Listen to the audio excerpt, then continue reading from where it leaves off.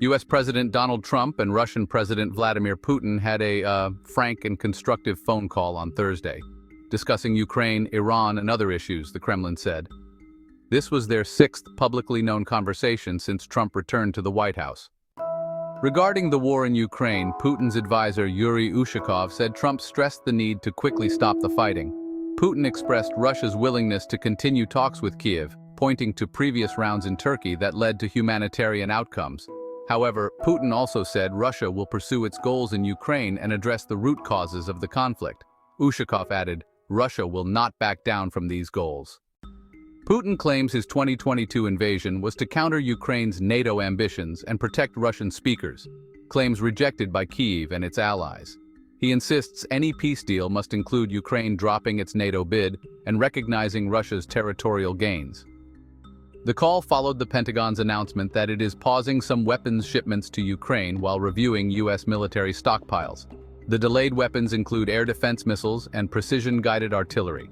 A U.S. official and a former security official confirmed these details but spoke anonymously as the Pentagon has not released specifics. Ushakov said the suspension of U.S. weapons was not discussed during the Trump-Putin call. Ukrainian President Volodymyr Zelensky, after meeting European Union leaders in Denmark, said he might soon speak with Trump about the pause in weapons deliveries.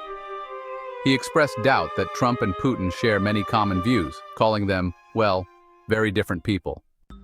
Their last known call was on June 14th, a day after Israel attacked Iran. These resumed talks seem to show both leaders want to improve ties, which have worsened since the Ukraine conflict began. Ushakov also said Trump updated Putin on his $4.5 trillion tax and spending plan. Putin wished Trump success and, congratulated the United States on Independence Day. On Iran and the Middle East, Putin stressed resolving issues through political and diplomatic means. Both leaders agreed to keep officials in contact on these topics. The United States struck 3 Iranian nuclear sites on June 22, involving itself in Israel's efforts to halt Iran's nuclear program. The leaders also discussed Syria and expressed interest in joint energy and space projects. Ushakov described the talk as frank, businesslike, and concrete. Putin even suggested exchanging movies promoting traditional values shared by both sides. Earlier this week, Putin spoke by phone with French President Emmanuel Macron for the first time in nearly 3 years.